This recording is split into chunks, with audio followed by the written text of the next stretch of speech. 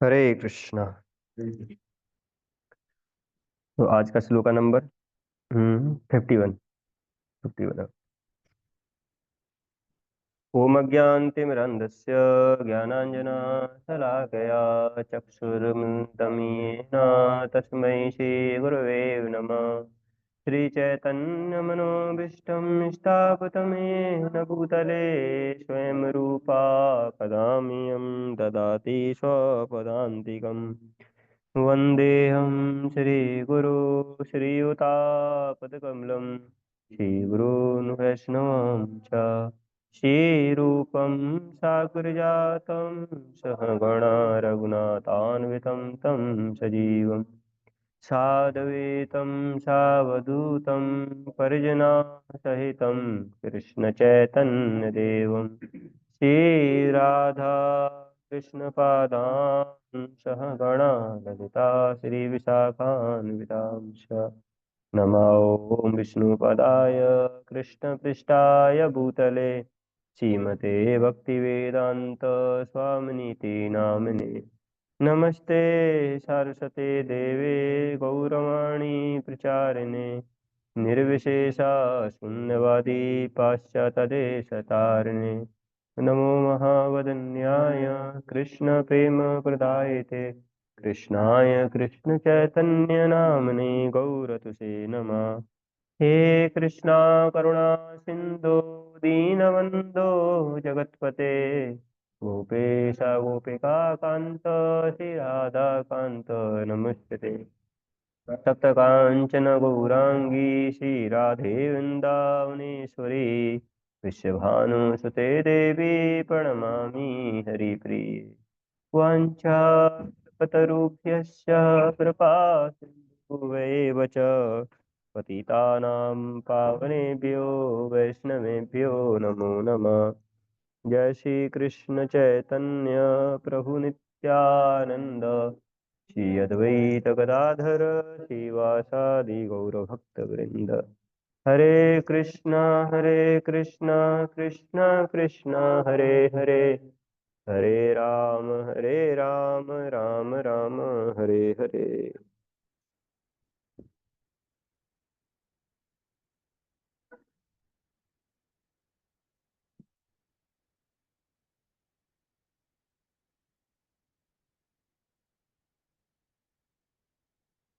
हरे कृष्णा। तो आज की भगवद गीता क्लास में सभी भक्तों का हार्दिक स्वागत है। श्लोक का नंबर 51 पे थोड़ा चर्चा करेंगे आज।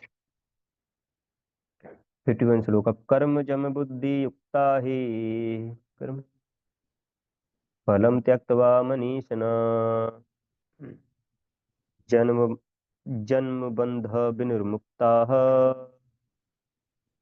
पदम गच्छन्ति अनामयम्। बुद्धि युक्त बुद्धिजम कर्मजम बुद्धि युक्ता ही फलम त्यक्त्वा मनीषिणः जन्म बंध विनिर्मुक्ता पदम गच्छन्ति अनामयम्। कर्मजम बुद्धि युक्ता ही फलम त्यक्त्वा मनीषिणः जन्म बंध विनिर्मुक्ता पदम गच्छन्ति अनामयम्। अनुवाद और तात्पर्य भाई ऐसी भक्ति वेदांत स्वामी श्रील प्रभुपाद जी के द्वारा श्रील प्रभुपाद जी की जय। इस तरह भगवत भक्ति में लगे रहकर बड़े बड़े ऋषि मुनि अथवा भक्तगण अपने आप को इस भौतिक संसार में कर्म के फलों से मुक्त कर लेते हैं। इस प्रकार वे जन्म मृत्यु के चक्र से छूट जाते हैं और भगवान के पास जाकर उस अवस्था को प्राप्त करते हैं जो समस्त दुखों से परे है। तात्पर्य, मुक्त जीवों का संबंध उस स्थान से होता है जहां भौतिक कष्ट नहीं होते। भागवत में 10.14.58 कहा गया है,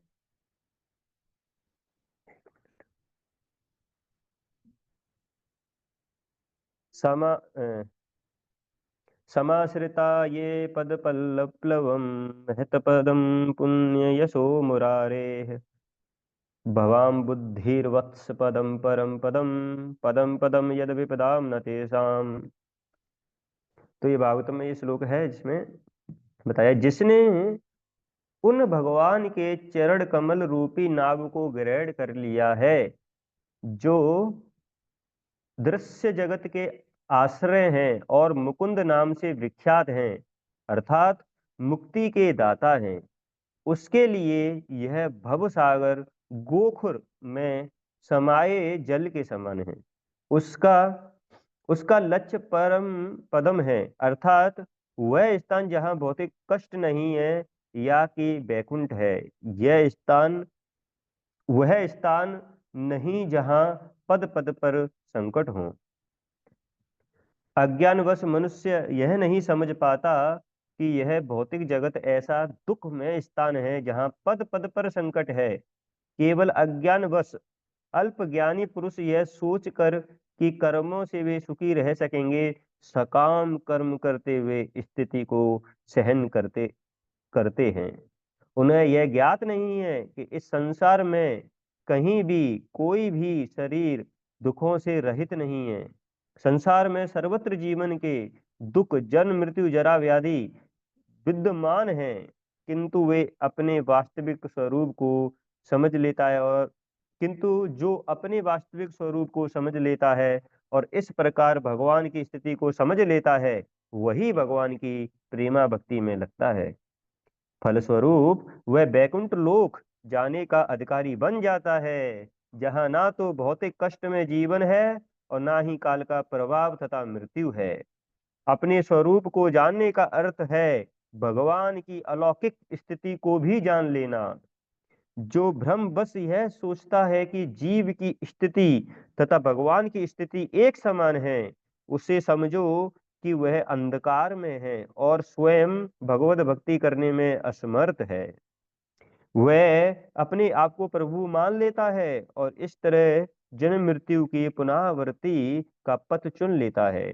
जो यह समझते हुए किंतु जो यह समझते हुए कि उसकी स्थिति सेवक की है, अपने को भगवान की सेवा में लगा देता है, वह तुरंत ही बैकुंठ लोक जाने का अधिकारी बन जाता है। भगवान की सेवा कर्म योग या बुद्धि योग कहलाती है, जिसे स्पष्ट शब्दों में भगवत भक्ति कहते हैं। बहुत सुंदर श्लोक है आज का भी। प्रभुपाद जी ने बहुत अच्छे से उसको समझाया। और कल हमने देखा था कि कैसे कल वाले श्लोक में भी प्रभुपाद जी मतलब अभी बेनिफिट्स बताए जा रहे हैं, कोई बुद्धि योगा में या भक्ति में अगर कोई लगता है तो उसके क्या क्या बेनिफिट्स हो सकते हैं, क्या क्या बेनिफिट्स हैं, ये चर्चा चल रही है। तो कल हम जैसे देखा था कि अगर कोई व्यक्ति है जिसने बहुत बड़े बड़े पाप किए हैं, मतलब इस दुनिया का सबसे बड़ा पाप भी अगर उसने किया हो, तो वो भी बच सकता है उस पाप के रिएक्शन से।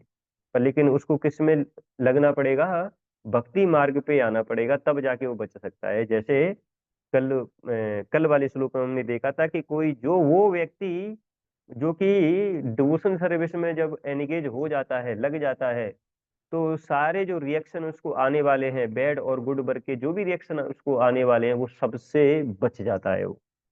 तो इसका मतलब भक्ति में लगने से हमारे पास में कोई भी रिएक्शन नहीं आएगी। ये कल चर्चा की गई थी जिसमें बहुत सारे उदाहरण हमने देखे थे, कैसे जगाई, मदाई, मृगरारी, वाल्मीकि मुनि, ऐसे करके अजामिल, इतने सारे ये पापी, मतलब इन्होंने इतना बड़े बड़े पाप कर रखे थे कि मतलब कोई ऑर्डिनरी पर्सनैलिटी तो फॉरगिव नहीं कर पाएगा। जैसे होता है ना कभी कभी इस संसार में, अगर किसी व्यक्ति को आप मार दो या ऑफेंड कर दो या बुरा भला कह दो, कुछ ज्यादा ही सुना दो, तो फिर वो व्यक्ति कभी भी आपकी बात नहीं मानेगा या आपके साथ में फ्रेंडशिप नहीं बनाएगा। लेकिन भगवान कह रहे हैं कि आपने कोई भी बड़ा पाप किया हो, मैं तुमको क्या कर दूंगा, फॉरगिव कर दूंगा। बस क्या करना है, भक्ति में बस आ जाना है। और ऑफ कोर्स चैतन्य महाप्रभु कहते हैं जब भक्ति में हम जब आ जाएं तो दोबारा उसके बाद में फिर हमको पाप नहीं करना है। तो इवन जगाई मदाई तो नित्यानंद प्रभु जी को हिट कर दिए थे, तो उसके बाद में भी इतने कृपालु हैं कि उन्होंने अपनी दया उनको दे दी थी। ये परम कृपालु जो परंपरा हमको जो मिली है, तो उसमें केवल और केवल किसका किस किस चीज का फ्लो हो रहा है, मर्सी का फ्लो हो रहा है। बस ये देखते हुए ना कि वो किस फैमिली में जन्म लिया है, चंडाल वाली फैमिली में जन्म लिया है या वो हाई क्लास फैमिली में जन्म लिया है, सब बराबर है। सबको बराबर अधिकार मिला हुआ है भक्ति करने का। तो बस जो भक्ति में आ गए, जो भी पाप किए होंगे सबके सब दूर हो जाएंगे। जैसे भगवान कृष्ण 9वें अध्याय के 3रे श्लोक में कल हमने डिस्कस किया था, तो बताते हैं कि अपि अपि चेतसु दुराचारो भजते माम अनन्य भाग साधुर एव स मंतव्य समयग व्यवसितो ही सह। कि अगर किसी ने बहुत बड़ा क्राइम कर रखा है ना, 420 का नंबर लग जाता है, नहीं चोर को लगता है 420 का, तो और भी पता नहीं नंबर होंगे जेल वगैरह में। अवगत नहीं है हम, चोरी का पता है बस थोड़ा, 420 वाला। ऐसे करके जो नंबर लगाए जाते होंगे, तो कोई भी है ना, कोई भी बड़े से बड़ा क्राइम कर रखा होगा, तो वो भी अगर डिवोशनल सर्विस में अगर लग जाता है, तो उसको क्या बोला गया है, भगवान कह रहे हैं कि वो संत बन जाता है, साधु बन जाता है वो, है ना। अभी वो क्या क्रिमिनल नहीं बचा, कैदी नहीं बचा, वो बन गया साधु, है ना, इस संसार का साधु बन चुका है वो। पर क्योंकि भगवान कहते हैं कि क्योंकि अब क्या है कि उसने अपने आप को भक्ति में लगा लिया है। पर लेकिन भगवान लास्ट में बोलते हैं उसमें विद डिटर्मिनेशन, तो डिटर्मिनेशन के साथ में उसने अपने आप को भक्ति में एनिगेज किया है। क्योंकि जब भक्ति में हम आते हैं तो जैसे प्रभुपाद जी कल ही बता रहे थे उस वाले श्लोक में, कितने जन्मों से हमने कितने सारे पाप किए हैं। इस जन्म में तो कुछ पाप किए ही किए हैं, और लेकिन इतने कितने सारे हमने जन्म लिए, उसमें कितने सारे पाप कर रखे होंगे, उन सबका कितना भारी रिएक्शन हमको मिलने वाला है। पर लेकिन अगर भक्ति में अगर वो डिटर्मिनेशन नहीं रहा, तो कैसे उन पापों के रिएक्शन से हम बचेंगे। तो ये वहां पे भगवान कृष्ण जो है अर्जुन को बताए विद डिटर्मिनेशन, है ना। तो रूप गोस्वामी क्या बताते हैं कि भक्ति में एक प्रिंसिपल है, उत्साह, निश्चयात और धैर्यात। मतलब भक्ति में क्या है कि एंथुजिज्म तो रहना चाहिए, डिटर्मिनेशन रहना चाहिए, उत्साह रहना चाहिए, ये दोनों का होना जरूरी है। किसी व्यक्ति में क्या है कि उत्साह वगैरह तो बहुत रहा, पर लेकिन मान लीजिए कि वो ज्यादा समय तक के लिए नहीं है, तो इसलिए रूप गोस्वामी बोले हैं उस उत्साह निश्चयात धैर्यात, मतलब क्या है कि व्यक्ति को जो एंथुजिज्म है, हरे कृष्णा। दे दो तो पैसा भैया, दे दो तो पैसा। सूर्यकांत प्रभु जी, आपका वॉइस आ रहा है इधर, म्यूट कर लीजिए।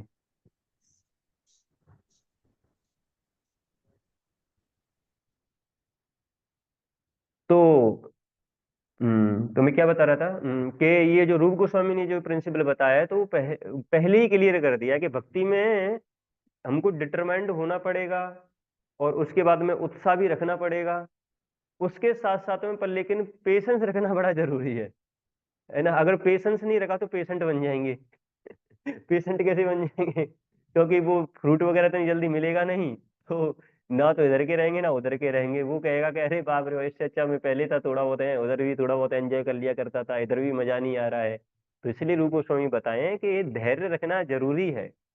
इस संसार में अगर बाहर भी अगर देखा जाए, व्यक्ति जब बाहर काम करता है तो वो काफी धैर्य रखता है चीजों के लिए। किसी को अगर डॉक्टर बनना है, इंजीनियर बनना है, तो कितने साल का पेशेंस लगता है उसमें। डॉक्टर के लिए तो और भी ज्यादा लगता है ना। और अच्छा डॉक्टर के लिए तो बाप रे बाप, 50-60 की उम्र पे जाके बनेगा, है ना, तब जाके, जब तक का दरवाजा खटकने लगता है फिर उसका। जब तक वो अच्छा डॉक्टर बन के रेडी होता है कि अब मैं अच्छा डॉक्टर बन गया, अब बस उसके दरवाजा खटखटने लगता है, खुद का ही दरवाजा खटकने लगता है। बीमारी का दरवाजा, मतलब बीमारी आती है उसके दरवाजे पे, है ना, फिर उसके बाद मृत्यु आ जाती है। जब तक अच्छा बनता है वो, है ना, पेशेंट को ट्रीट करने के लिए जब तक वो रेडी होता है, जब तक उसके हाथ काम हाथ पैर आंखें वगैरह जो भी है काम इतने अच्छे से नहीं करती होंगी गुरु जी, है ना, जब तक वो फुली एक्सपीरियंस होने पे आ जाता है। तो ये संसार का हाल है, बताइए, है ना। तो फिर भी क्या है कि अगर कोई डॉक्टर बनना चाहता तो फिर भी कितने साल का उसने पेशेंस रखा, धैर्य रखा, 25-30 साल का, एक बेसिक लेवल तक आने के लिए। 25-30 साल का धैर्य, 25-30 साल तो बहुत होता है। कोई व्यक्ति डॉक्टर बनना चाहता है तो इतना धैर्य। किसी को इंजीनियर बनना है, 12th क्लास पास करना पड़ेगा, 2 साल प्रिपरेशन करनी पड़ेगी, फिर 4 साल की बीटेक करनी पड़ेगी। उसके बाद भी कहीं जॉब नहीं मिलती है, फिर उसके बाद 2-3 मान लीजिए गेट की तैयारी करने लगा, ये है वो है, उसके बाद खींचते खींचते तब जाके वो इंजीनियर बन पाता है। इसमें भी कितना बड़ा उसने धैर्य रखा। और वो किस चीज के लिए धैर्य रख रहा है, वो एक ऐसी चीज के लिए जो कि बस केवल कुछ सालों तक उसके पास में रहेगा वो वाला वो वाला पोस्ट कुछ सालों तक रहेगा। इंजीनियर वगैरह अगर वो बना भी है तो केवल 15-20 साल के लिए वो काम करेगा, उसके बाद में छीन लिया जाएगा उससे फिर दोबारा उसका भी दरवाजा खटखटाया जाएगा। तो इस संसार में व्यक्ति पता नहीं कितनी सारी चीजों के लिए कितना कठिन परिश्रम करता है, और उसको ये भी पता रहता है कि ये सारी चीजें मेरे से छीन ली जाएंगी एक समय के बाद में, ये भी पता रहता है उसको, पर लेकिन फिर भी वो धैर्य के साथ में लगा रहता है। इतना पता होने के बावजूद भी वो लगा रहता है कि नहीं, फिर भी मेरे को ये वो करना है। पर लेकिन भक्ति मार्ग पे रूप गोस्वामी बता रहे हैं कि भक्ति मार्ग पे अगर किसी को आगे बढ़ना है तो उसमें भी धैर्य रखना जरूरी है। ऐसा नहीं कि बस थोड़ा बस 1-2 महीने के लिए स्पिरिचुअल लाइफ प्रैक्टिस कर लिया और फिर हमको लगने लगे कि बस वो प्योर डिवोटी वाले लक्षण दिख नहीं रहे हैं, बाल खड़े नहीं हो रहे हैं, अश्रु आ नहीं रहे हैं आंखों से हैं, तो ऐसे करके वो शरीर में कंपन नहीं हो रहा है, थोड़ा कंपन होना चाहिए, ये सारी चीजें तो इतनी जल्दी नहीं आएगा, क्योंकि प्रभुपाद जी कल ही बताए थे भाई इतने सारे जन्मों से कितने सारे पाप कर रखे हैं हमने, वो ऐसी थोड़ी नहीं कट जाएंगे, है ना। अगर एक किसी गिलास में एक किसी गिलास में पानी भरा हुआ है, पानी, है ना, या ऐसा मान लीजिए 10 लीटर का एक कंटेनर है उसमें पानी भरा हुआ है, और आपको अब इसमें दूध भरना है, इसमें क्या भरना है, दूध भरना है। तो अब डिवोशन सर्विस तो ऐसा ही हो गया ना, तो उसमें ऐसा तो है नहीं कि मतलब पाप को पहले फेंक दिया फिर डिवोशन सर्विस को डाल रहे हैं मत, मतलब पहले पाप को फेंका फिर डिवोशन सर्विस डाला, हमने पाप तो कर ही रखे हैं और डिवोशन सर्विस का प्रैक्टिस कर रहे हैं। हाँ, पर लेकिन डिवोशन सर्विस का इतना पोटेंसी है कि इन पापों को भी दूर कर देगा, पर लेकिन उसके लिए डिवोशन सर्विस भी तो लगेगा काफी सारा। जैसे अब वो पानी भरा हुआ है तो उसमें अब दूध कितना डालना पड़ेगा, अगर पूरे कंटेनर में हमको दूध चाहिए तो कितना दूध डालना पड़ेगा, अगर वो 10 लीटर पानी है तो 10 लीटर दूध भी ले लेंगे तब भी काम नहीं बनेगा, आधा आधा हो जाएगा भाई। 20 लीटर लेंगे तब भी काम नहीं बनेगा, पता नहीं 10,000 लीटर 1 लाख लीटर तक जब दूध डालेंगे तब जाके उसमें से पूरा का पूरा पानी बाहर निकलेगा। तो ये है तो अगर किसी चीज को अगर हटाना है तो ऐसा नहीं कि बहुत साधारण तरीके से वो हट जाएगा, तो इसलिए रूप गोस्वामी कहते हैं इतने जन्मों से हमने जो सारे पाप किए हुए हैं तो उसके रिएक्शन से अगर हमको फ्री अगर होना है तो भक्ति में पेशेंस को होना बहुत जरूरी है, बहुत जरूरी है। क्योंकि भक्ति मार्ग पे ये समुद्र की लहरें जैसे ऊपर नीचे होती हैं तो भक्ति मार्ग पे भी ऊपर नीचे होते हैं हम, पर लेकिन अगर पेशेंस नहीं है व्यक्ति के पास में तो वो छोड़ देगा। एक दिन 10 दिन के लिए टेस्ट आ रहा है स्पिरिचुअल लाइफ में, हाँ अभी सब बढ़िया चल रहा है, कभी कभी ऐसा होता भी है, क्योंकि भक्ति जो है वो ऐसा नहीं कोई सूखा प्रोसेस है। इस ये क्या है, भगवद गीता का जो आता है ना उस श्लोक, नहीं याद आ रहा, सुसुखम करतम अव्ययम, मतलब इसको जो है व्यक्ति रिलीज कर सकता है। तो ऐसे ही तो कभी कभी जब हम स्पिरिचुअल लाइफ करते हैं जो प्योर भक्ति है, जैसे प्रभुपाद जी किताबों को पढ़ना, जप करना, भगवान का भक्तों का सेवा करना, तो हमने देखा होगा जब हमारा समय इसमें फुली एंगेज रहता है, या वो अच्छे समय जिस समय पे हमारा साधना वगैरह अच्छा चल रहा हो, जप वगैरह अच्छा चल रहा हो हमारा, तो एक लगता है कि हाँ जूस है भक्ति में, बढ़िया अच्छा है, अच्छा लग रहा है ऐसे करके। पर लेकिन जब ये सारी चीजों पे कॉम्प्रोमाइज होने लगता है, जब सारी चीजें, तो फिर ऐसा लगने लगता है कि भक्ति बोरिंग है। पर लेकिन अभी शास्त्र क्या प्रिंसिपल बता रहे हैं कि ये सारी जो चीजें वो तो ऊपर नीचे होती रहेंगी, क्योंकि अनर्थ निवृत्ति के उस पे चल रहे हुए हम, तो अभी उसको तो हमने क्रॉस किया ही नहीं है, तो जब तक ये रहेगा जब तक वो थोड़ा ऊपर नीचे होता ही रहता है, होता ही रहता है। तो इसलिए पेशेंस का होना जरूरी है। अभी खराब समय चल रहा है फिर अच्छा समय आ जाएगा, फिर उस समय पे साधना स्ट्रांग होगा फिर हमारा, फिर ऐसा हो सकता है फिर नीचे जाए, कभी हेल्थ डाउन हो गया तो उस समय भक्ति जो है ऊपर नीचे हो जाती है, तो उस समय पे भी ऐसा लग सकता है कि अरे भक्ति में जूस नहीं आ रहा है। पर लेकिन जब उसको हम करते रहेंगे, निरंतर करते रहेंगे, निरंतर करते रहेंगे, तब जाके भगवान जो है हमको भक्ति में टेस्ट प्रदान कर देंगे। क्योंकि ये जो जूस वाला जो पार्ट है वो भगवान के हाथ में है अपना तो केवल एंड्योर वाला पार्ट है जो भगवान को दिखा सकते हैं, जैसे ही वो डाल देंगे तो फिर हमको भक्ति में जूस आने लगेगा, सब सारी चीजों में भगवान का दर्शन करने में जूस आने लगेगा। तो यही इच्छा रहेगी कि बस भगवान का मैं दर्शन करता रहूं, उनका गुणगान करता रहूं, भगवान की किताबें पढ़ता रहूं, या भगवान के नाम का जप करता रहूं, या भगवान की सेवा करता रहूं। खुद के लिए इतनी ज्यादा इच्छा वो बचेंगी नहीं कि अरे हाँ मेरे को इंद्र तृप्ति करनी है, मेरा नाम होना चाहिए संसार में, ये सारी इच्छाएं चली जाएंगी जब वो भगवान की कृपा हमारे ऊपर हो जाएंगी। पर लेकिन उसके लिए क्या करना पड़ेगा, थोड़ा लगना पड़ेगा। तो इसलिए यहाँ पे प्रिंसिपल आता है धैर्य का। अरे इवन जो फार्मर्स वगैरह होते हैं, तो अगर आप उनके पास में जाएं और उनको बोले कि मेरे को फ्रूट चाहिए, आम दे दीजिए मेरे को, तो अभी ऐसा नहीं कि वो पेड़ अभी उगा हुआ है उसके ऊपर आम लगे हुए हैं, वो वाली स्टेज नहीं है। उस फार्मर के पास में सीड है, बीज है केवल, और उसके पास में आप आम मांगने गए हैं, तो क्या बोलेगा वो फार्मर? अगर हमने आम मांगा तो वो कहेगा कि भाई वेट करो। कितना वेट करना पड़ेगा? कितने सालों तक वेट करना पड़ेगा? पहले तो वो बीज बोएगा जमीन में, फिर पानी वगैरह डालेगा, फिर छोटा सा पौधा निकलेगा, फिर उसको बचाएगा, फिर बचाते हुए फिर उसको पेड़ बनाएगा, फिर पेड़ पे फल आएंगे। तो अगर किसी इंसान को उस पेड़ से फल चाहिए तो कितने सालों तक उसको वेट करना पड़ेगा? तो ऐसा थोड़ी नहीं कि मतलब कोई भी चीज चाहिए तो बस मिल गया बस हमको। तो उसके लिए क्या है कि जैसे कहते हैं नो पेन नो गेन। अगर हमको गेन चाहिए तो उसके लिए थोड़ा तो पेन लेना पड़ेगा। तो इसलिए भक्ति मार्ग पे जो ऊपर नीचे सारी चीजें होती हैं, तो कृष्ण प्रेम अगर हमको चाहिए, जो कि इस संसार का टॉप मोस्ट प्रेम है, अगर वो हमको चाहिए तो उसके लिए कितना धैर्य होना जरूरी है। तो खैर इसमें भी बहुत चर्चा किया जा सकता है कि ऐसे चैतन्य महाप्रभु महाप्रकाश लीला में कौन थे, मुकुंदा, मुकुंदा थे ना प्रभु जी? मुकुंद एक्चुअली दो नाम है, तो मैं कभी कभी थोड़ा कंफ्यूज हो जाता हूँ। तो मुकुंदा है तो उनके लिए चैतन्य महाप्रभु कहते हैं कि हम उनको कृपा नहीं देंगे, ऐसे करके। तो वो अलग लीला होता है चैतन्य महाप्रभु का।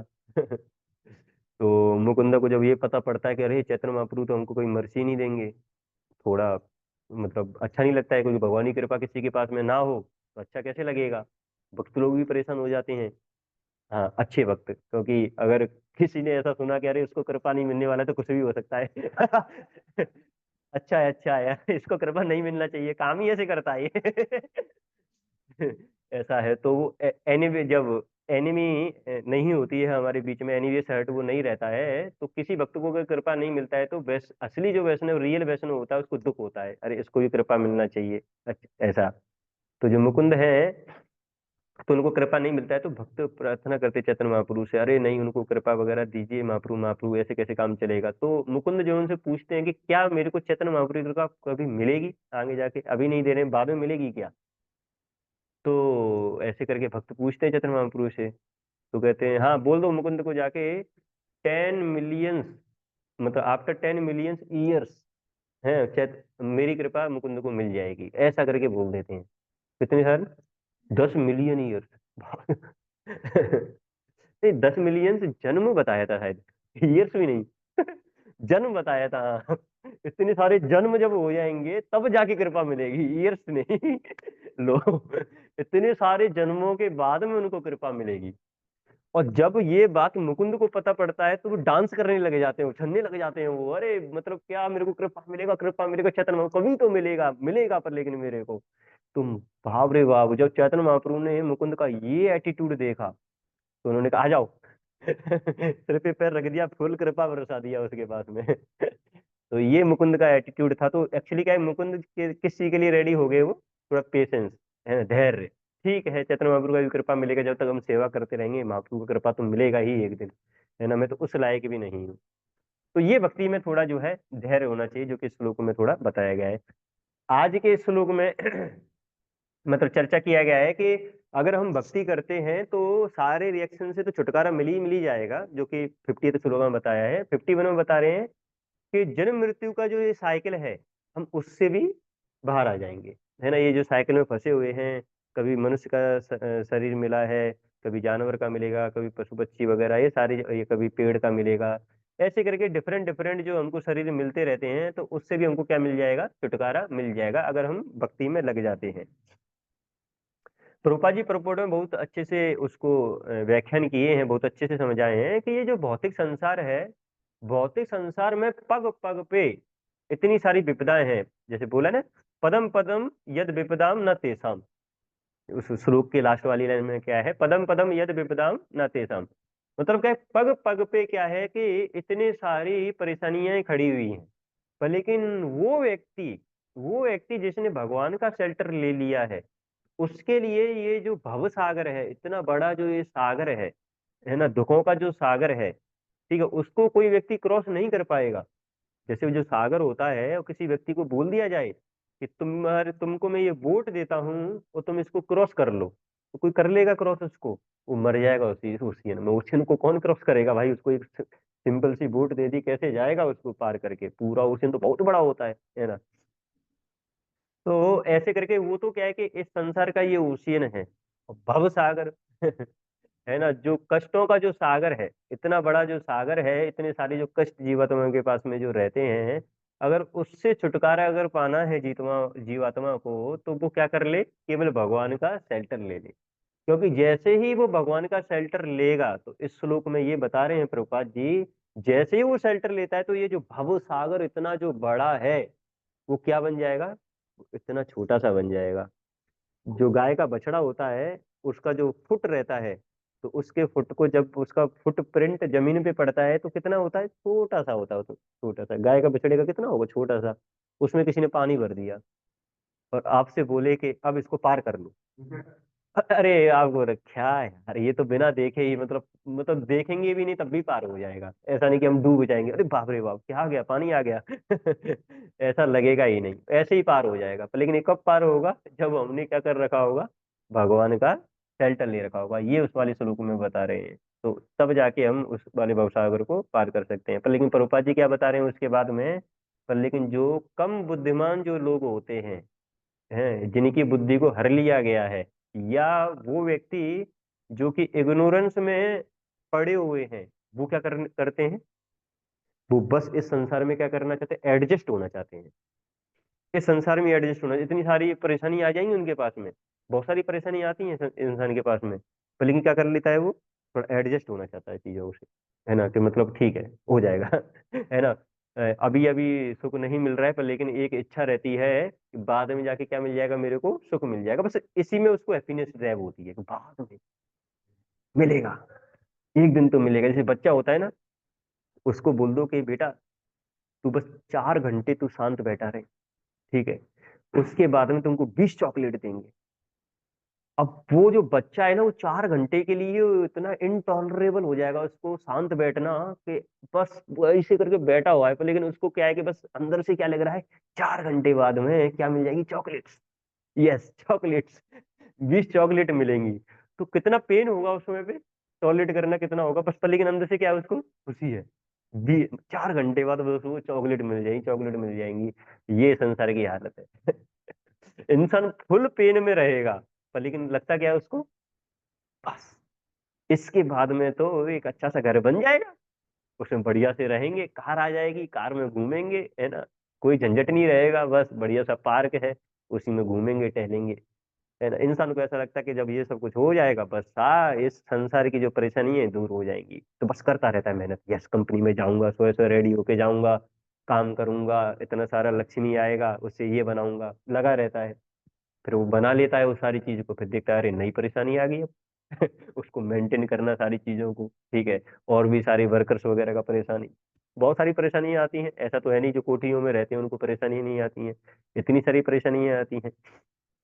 तो प्रभुपा जी यहाँ पे लिख रहे हैं कि व्यक्ति क्या करता है, इस भौतिक संसार में क्या करना चाहता है? एडजस्ट करना चाहता है। कल ही हम सेशन ले रहे थे, तो मैंने पूछ लिया था, उसमें आया था एक टॉपिक, मतलब आज प्रभुपाद जी इसमें भी आया है प्रपुट में, 4 रियल प्रॉब्लम्स भौतिक संसार की 4 समस्याएं जो हैं, जन्म मृत्यु जरा व्याधि, प्रभुपाद जी जो लिखे हैं इसमें। तो मैंने कहा चलो पूछ लेते हैं तो मैंने कहा बताइए भाई, कोई बताना चाहेगा इस संसार में क्या क्या प्रॉब्लम्स हैं?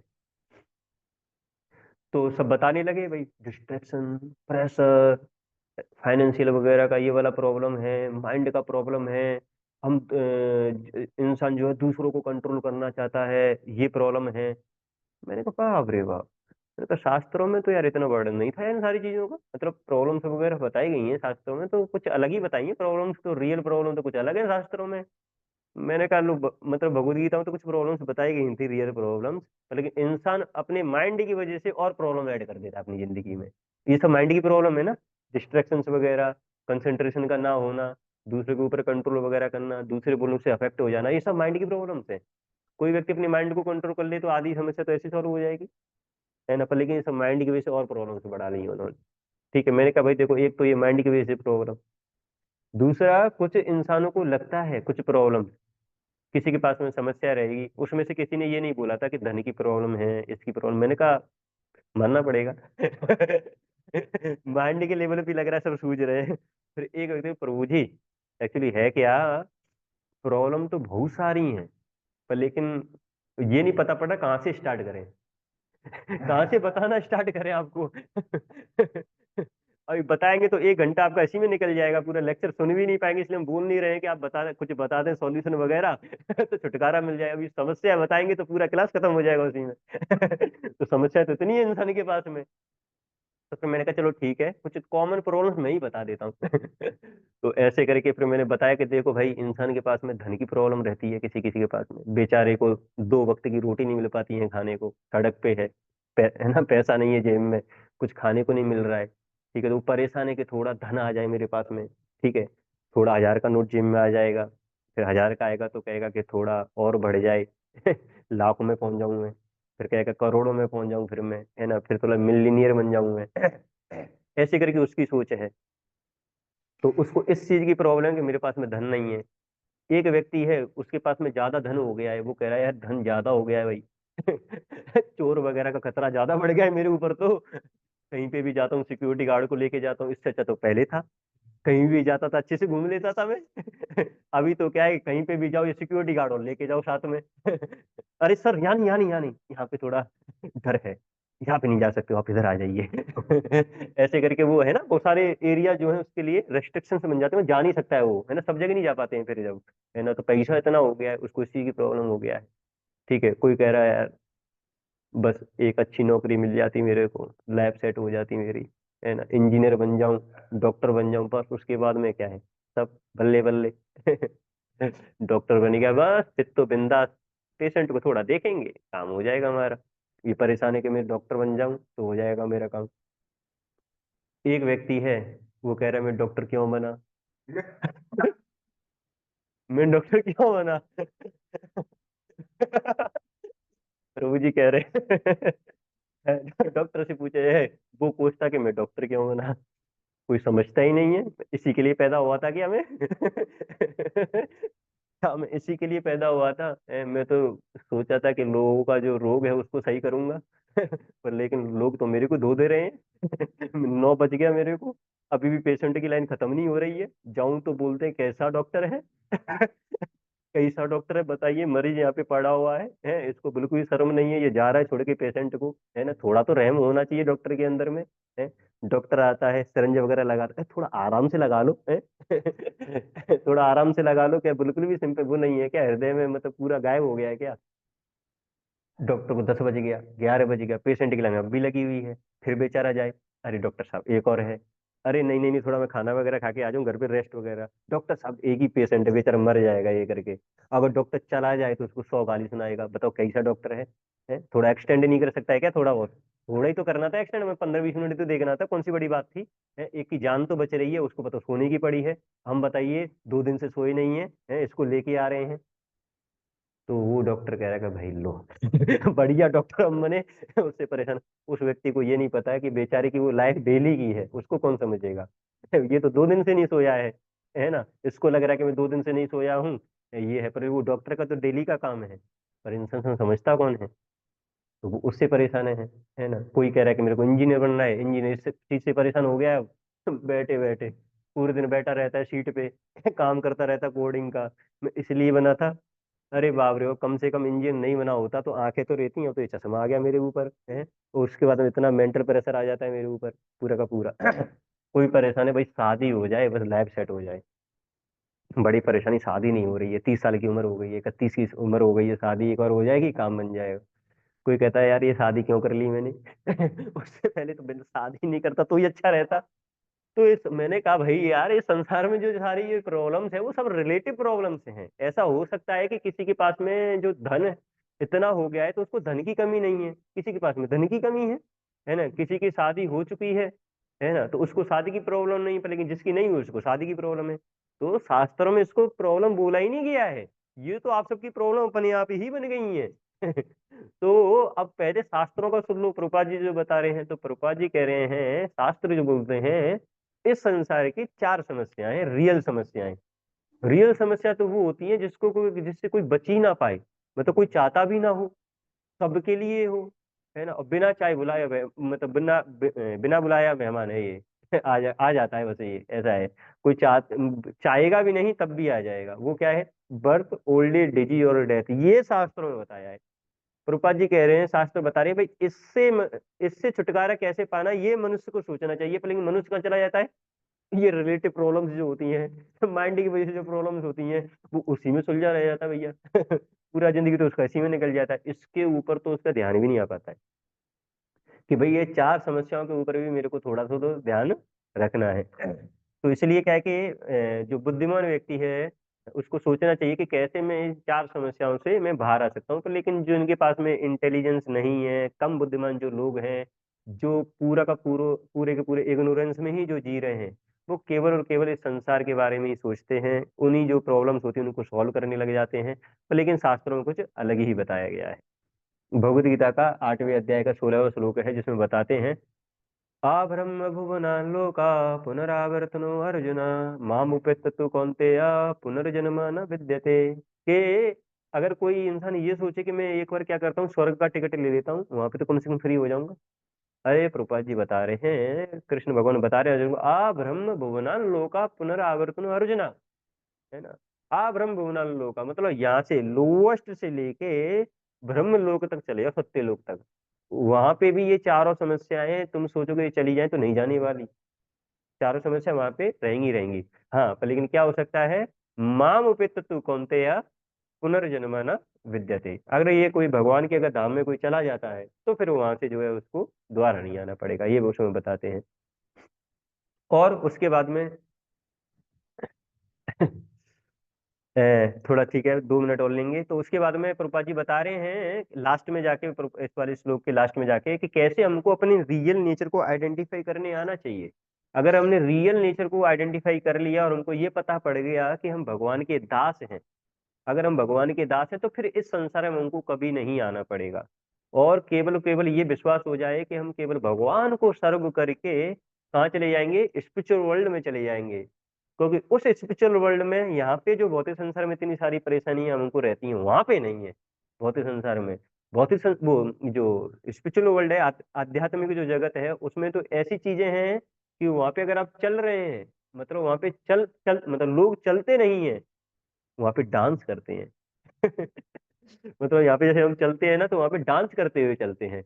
वहां पे बोलते नहीं है, आपस में बोलते नहीं है, वहां पे गाते हैं। ऐसा स्पिरिचुअल का डिस्क्रिप्शन है। तो वहां पे क्या है कि आनंद ही आनंद है। वहां पे कोई कोई भी रोग नहीं है इस संसार का। जैसे हमको रोग लग जाता है ना, अरे रोग तो भौतिक बॉडी में लगता है, वहां पे भौतिक बॉडी ही नहीं, है ना। एक ऐसी बॉडी जो किसकी बनी हुई है? सच्चिद आनंद, मतलब ऐसी आपको एक बॉडी मिल जाएगी जो आनंद की ही बनी हुई है। तो इस भौतिक संसार का रोग रहेगा ही नहीं फिर। आनंद की कोई चीज बनी हुई है। अब जैसे अ, आध्यात्मिक शरीर रहता है वहां पे, मतलब पूरा जो है आनंद में रहता है पूरा का पूरा शरीर। तो सोने की खान है, उसमें से कुछ आप निकालोगे तो क्या निकलेगा? सोना निकलेगा अपने हाथ में। है ना। कोई पानी है, जलाशय है पूरा का पूरा, उसमें से आपने गिलास लिया ऐसे करके भरा तो क्या निकलेगा? दूध निकलेगा? नहीं भाई, पानी ही निकलेगा उसमें से। ऐसे ही क्या है, सच्चिद आनंद, उसकी अगर कोई बॉडी बनी हुई है तो फिर भैया उसमें तो आनंद ही आनंद रहेगा।